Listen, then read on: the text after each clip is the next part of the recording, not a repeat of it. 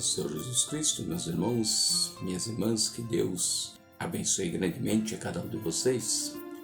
Hoje nós vamos falar um pouquinho sobre o 12º milagre que Jesus realizou. Trata-se do homem com a mão mirrada ou a mão ressequida, segundo algumas traduções.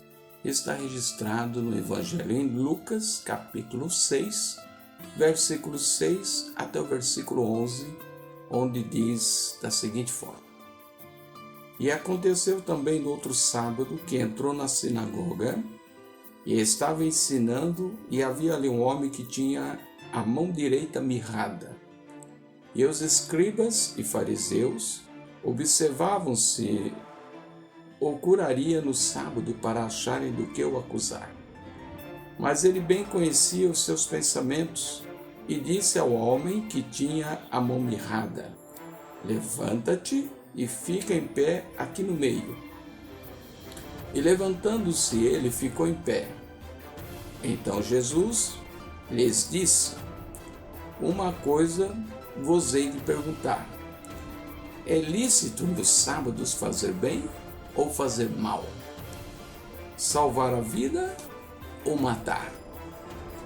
E olhando para todos em redor, disse ao homem: Estende a sua mão. E ele assim o fez, e a mão lhe foi restituída, sã como a outra. E ficaram cheios de furor, e uns com os outros conferenciavam sobre o que fariam a Jesus. Então está aqui uma parte em que um homem tem uma das mãos mirrada, ressequida, e Jesus faz esse milagre, restituindo a mobilidade desta mão, restituindo a ele a condição de movimentar seus dedos e usar a sua mão. Já nos foi possível perceber que fazer milagres era algo comum no ministério de Jesus e que ele se importava com as dificuldades que as pessoas passavam. Sabemos da importância dos membros em nosso corpo e ter uma das mãos atrofiadas ou mirrada, como aqui diz, implicaria em todos os afazeres diários. Imagina a pessoa que tem a mão direita e não pode usar esta mão. É uma dificuldade muito grande na vida de qualquer pessoa. No contexto judaico, a mão direita era a mão abençoadora, a mão que era erguida aos céus em agradecimento a Deus. A mão direita era como um símbolo de autoridade pessoal, por isso dava-se tanto destaque à questão da mão direita. Alguns pontos aqui nesse milagre que nós precisamos analisar.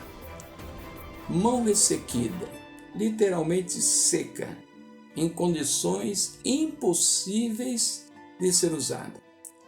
A falta de uso da mão, especialmente a mão direita, criaria muitas dificuldades para o exercício de determinadas profissões. Jerônimo, um dos pais da igreja, menciona que esse homem era um trabalhador de construções, quem sabe talvez até um pedreiro. Sendo isso verdade, o homem estava naquelas condições por um acidente de trabalho e não por nascimento, o que mostra o quão importante seria para aquele homem o uso da mão direita. Jesus estava na sinagoga e, por consequência, rodeado de pessoas e com certeza sob os olhos e ira de muitos líderes judaicos. Jesus percebe aquele homem com a mão ressequida, mas também ele sabe que procuravam ocasião para acusá-lo de algo para condenarem. Jesus então começa um questionamento: se era lícito fazer bem ou mal aos sábados, salvar ou matar vidas, porque as tradições e entendimento da lei, as pessoas deveriam vir ao templo num dia em que não não tinha as celebrações que não fosse dia de sábado, para oferecer seus sacrifícios e aguardar a cura. E naquele dia era sábado, então olhavam para ver a atitude de Jesus, se o curaria no sábado, transgredindo o mandamento.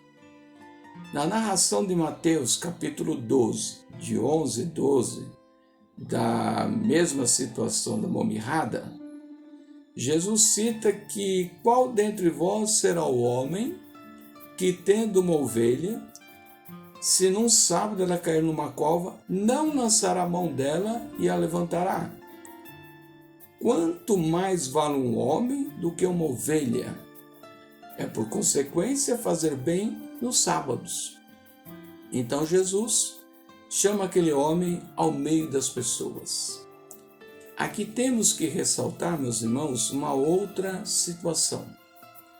O homem precisava do milagre, mas também sabia das tradições e das leis e agora precisava adotar uma atitude, acreditar e ter fé e vir ao meio. Acreditar, ter fé e vir ao meio. Era uma situação mais difícil do que simplesmente se encontrar ali ao meio daquelas pessoas. Ou negar-se a contrariar aquilo que acreditava.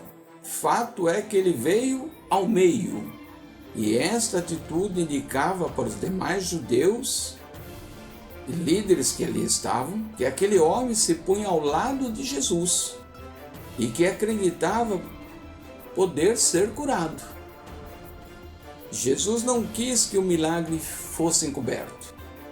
Determina o homem para que estendesse a sua mão, assim todos poderiam ver. E imediatamente sua mão recobrou os movimentos e ficou sã como a outra. A alegria invade o coração daquele homem. Porém, os líderes e alguns judeus se indignaram e encheram o coração de ódio. Então Jesus saiu daquele lugar. Podemos concluir, dentro dessa questão do milagre, alguns pontos. Percebam que as situações em que ocorrem os milagres até aqui mencionados são diversas, mas uma coisa em comum tem, que é o fato da fé, de acreditar que poderia acontecer.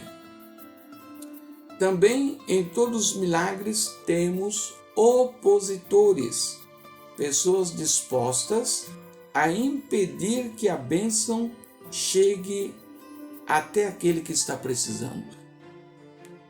Neste milagre do homem da mão mirrada, o que mais importava eram as tradições e não o infortúnio daquele homem.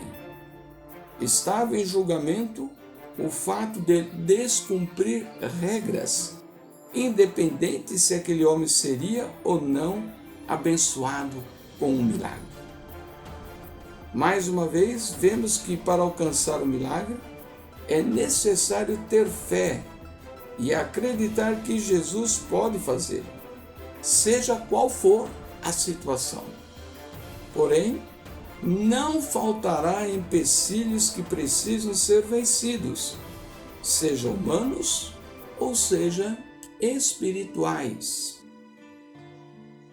Que o local em que você estiver pode atrair a atenção de muitas pessoas, porém Jesus não precisa esconder o milagre preparado para você. O Espírito de Deus está nos fortalecendo e orientando a crer e aguardar a resposta de Deus, pois nada é impossível para Ele. Continuemos a orar e a buscar a Deus. Ainda temos muitos milagres para compreendermos.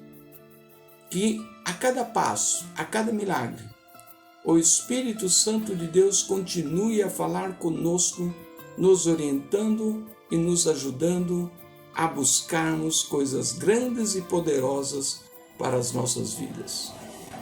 Assim, que Deus possa te abençoar grandemente e você continue a confiar, a acreditar, porque o dia do milagre está perto de acontecer. Fica com Deus, um grande abraço.